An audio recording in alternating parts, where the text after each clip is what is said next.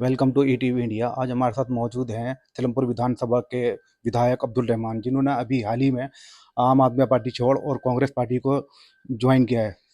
जी sir, बताएंगे। क्या बताना है सर, आम बताइए। आदमी पार्टी छोड़ने का मेन कारण क्या था सर? देखिए, आम आदमी पार्टी की नीतियां पसंद नहीं थी। आम आदमी पार्टी में स्क्रिप्ट लिख करके दी जाती है, उतना ही आप बोल सकते हैं। आपके इलाके का कोई काम सफर कर रहा, आप आवाज नहीं उठा सकते। आपके इलाके में कोई दिक्कत हो रही है, आप बोल नहीं सकते। विधानसभा के पटल पर उतनी बात कहिए जितनी वो स्क्रिप्ट लिख करके देंगे कि इतना बोलिए। आप लिख के 280 का फार्म भरेंगे तो उसको काट दिया जाएगा।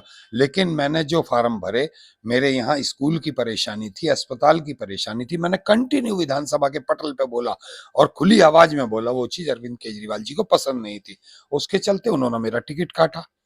मैंने कांग्रेस पार्टी ज्वाइन की। कांग्रेस पार्टी ने मुझे इस काबिल समझा, मेरे लोगों की दुआएं थी और उन्होंने मुझे टिकट दिया। और मैं यकीन दिलाता हूं कि सबसे पहली जीतने वाली सीट अगर कोई होगी कांग्रेस की तो सीलमपुर विधानसभा। सर, मेन रीज़न क्या था छोड़ने का आम आदमी पार्टी? सर, कई लोगों के मन में एक सवाल चल रहा है कि हमारे सिलमपुर के विधायक ने आम आदमी पार्टी छोड़ी है। सर, इसका रीज़न बताएंगे, क्या था देखिए, खास? मैं एक मुसलमान हूं जी। और कहीं ना कहीं एक दर्द भी था कि कभी भी मुस्लिमों की बात आती है तो अरविंद केजरीवाल मुंह में दही जमा लेते हैं, जी। एकदम चुप्पी साध जाते हैं। किसी की भी बात हो, जरा जरा सी बात पे बोलेंगे, एकदम आके फटेंगे एकदम। लेकिन जब मुसलमानों की बात आएगी तो एकदम खामोशी इख्तियार कर लेंगे। अभी मैं कई वीडियो आपको दिखा दूंगा। जब दिल्ली में दंगे हुए, अरविंद केजरीवाल बिल्कुल खामोश। उनसे हमने कहा भी तो उन्होंने कहा मुसलमान हमें वोट कहाँ देता है, मुसलमान तो भाजपा के डर से हमें वोट करता है। कोरोना आया, कोरोना में मरकज के इतने और दिल्ली के इतने, मुसलमानों को कोरोना बम ही बता दिया। कोरोना कोरियर बताने का मतलब है कोरोना बम। मुसलमानों ने फैलाया कोरोना। और इसके अलावा फिर मौलाना साद साहब पर मुकदमा कराना। अरे भाई, तुम पर इतनी ताकत नहीं है कि तुम किसी के ऊपर मुकदमा करा। तुम स्पेशली एलजी से जाके परमिट कर रहे हो कि भाई इन पर मुकदमा किया जाए, आप परमिट करा रहे हो। अभी कई ऐसी चीजें हुई, देखिए, जैसे ताहिर को पुलिस ने गिरफ्तार किया, उन पर एक इल्जाम लगा। अभी वो मुलजिम, अभी तक मुलजिम है। जब तक जुर्म साबित ना हो जाए, हर वो आदमी मुलजिम होता है।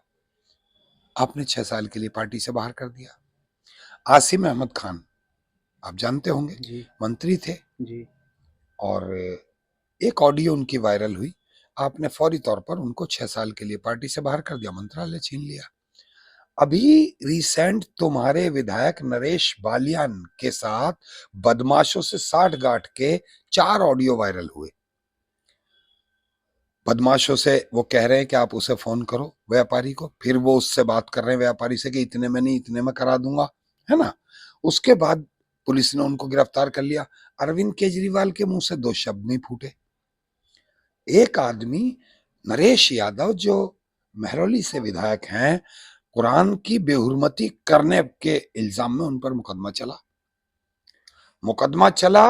उनको जो है अभी रिसेंट 15 दिन पहले कोर्ट ने दोषी करार दिया और 2 साल की सजा और 11,000 रुपए जुर्माना किया। अब तो जुर्म साबित हो गया। बेशक उच्च न्यायालय ने उसको जमानत दे दी, जुर्म साबित हो गया ना। आपने 2 शब्द नहीं बोले क्योंकि मुसलमानों का मामला था, आप उस पर भी चुप्पी लगे। और हद तो बेशर्मी की तब हो गई कि दोनों ही विधायकों को टिकट दिया आपने।